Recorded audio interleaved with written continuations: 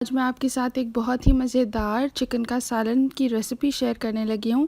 जो अमूमन हम दावतों में चिकन का सालन बनाते हैं, ये बिल्कुल वही रेसिपी है और ये मेरी अम्मी की स्पेशल रेसिपी है। आप इसको ज़रूर ट्राई करिएगा।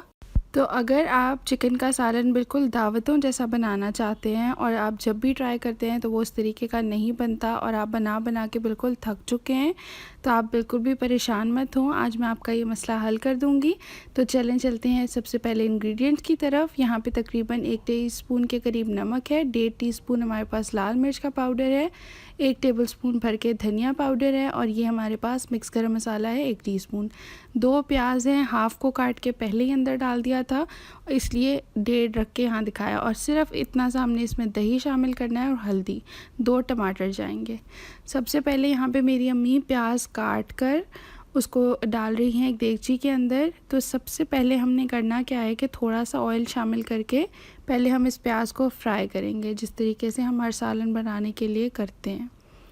तकरीबन हाफ़ कप हमने इसके अंदर ऑयल शामिल कर दिया और यहाँ पे अब आप देख सकते हैं कि प्याज हल्का हल्का फ्राई होना स्टार्ट हो गया है। जब ये अच्छा सा फ्राई होगा तो फिर हम इसको ब्लेंडर में डाल देंगे। यहाँ पे ये देखें, मैंने ब्लेंडर में डाल दिया और बस इतना पानी शामिल करना है कि ये अच्छा सा ब्लेंड हो जाए और फिर इसको हम ब्लेंड करके इसकी पेस्ट सी बना लेंगे। थोड़ी सी रनी फॉर्म में होगी वो, और उसके बाद हम उसे ऑयल में शामिल कर देंगे। ये जो हमारा ऑयल पड़ा हुआ है जिसमें से हमने प्याज निकाल लिया था, इसके अंदर पहले हम थोड़ा सा गरम मसाला डालेंगे ताकि वो अच्छी सी खुशबू दे दे। इस पे देखिए 1 तेज़पत्ता डाला है, थोड़ी सी काली मिर्च डाली है, हमने दालचीनी के 2 टुकड़े डाल दिए हैं और थोड़ा सा ज़ीरा डाला है। जब खुशबू आ जाए तो हमने इसके अंदर ये प्याज की जो पेस्ट सी बना ली थी वो डाली है। उसको अच्छा सा फ्राई करने के बाद हमने तकरीबन 1 केजी चिकन लिया था, वो डाल दिया। अब जो दही पड़ा हुआ था इसके अंदर हम वो शामिल कर देंगे और फिर इसको अच्छा सा फ्राई करेंगे ताकि सारा जो चिकन है उसका कलर वाइट हो जाए। यहाँ पे जो टमाटर रखे हुए थे 2, उनको हमने काटा है हल्का हल्का और पानी डाल के उसका भी पेस्ट बना लिया है। यहाँ पे अब आप देख सकते हैं चिकन काफ़ी फ्राई होता जा रहा है और अब बारी आ जाती है इसमें मसाले शामिल करने की। और मसाले डालने से पहले ही हमने इसके अंदर तकरीबन 1 टेबलस्पून भर के लहसुन अदरक का पेस्ट भी शामिल कर दिया था। अब अच्छा सा इसको भून लेंगे ताकि तमाम मसाले मिक्स हो जाएं। अब हम इसको इतनी देर तक पकाएंगे ये टमाटर की पेस्ट डालने के बाद कि इसका जो ऑयल है वो अच्छी तरीके से साइड्स पे आ जाए। यहाँ पे अब हमने इसके अंदर हाफ़ टी स्पून हल्दी शामिल कर दी है और अब इसको हमने कवर करके पकाना है। इस तरीके से आपने इसको पार्टली कवर करना है, कम्प्लीटली कवर नहीं करना। जब थोड़ी देर इस तरीके से आपने हाफ़ कवर करके रखना है, उसके बाद आप इसको पूरा कवर करके रख सकते हैं ताकि दम में अच्छा सा चिकन गल भी जाए और अच्छा सा टेस्ट आ जाए। अब हम इसके अंदर शामिल करेंगे 1/4 कप दूध।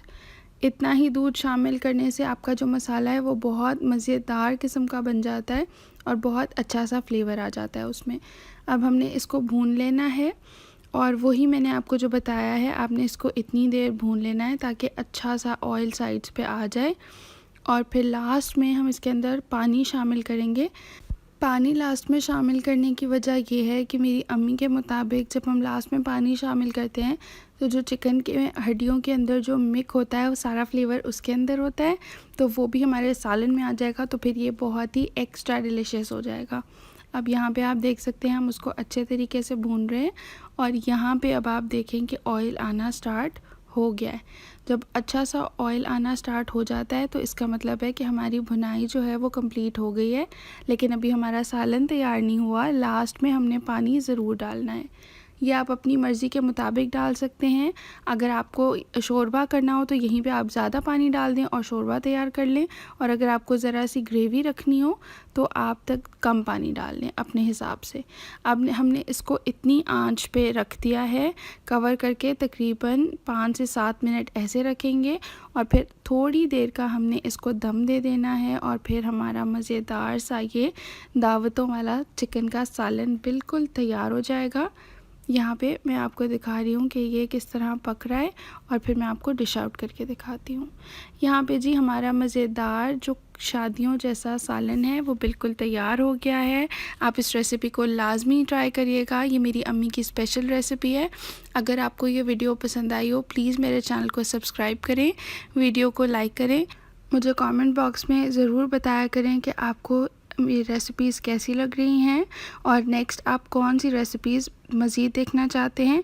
मिलते हैं अब किसी नई वीडियो में किसी बहुत ही मज़ेदार और स्पेशल किस्म की रेसिपी के साथ। अपना बहुत सारा ख्याल रखिएगा, मुझे अपनी दुआओं में ज़रूर याद रखिएगा। अल्लाह हाफ़िज़।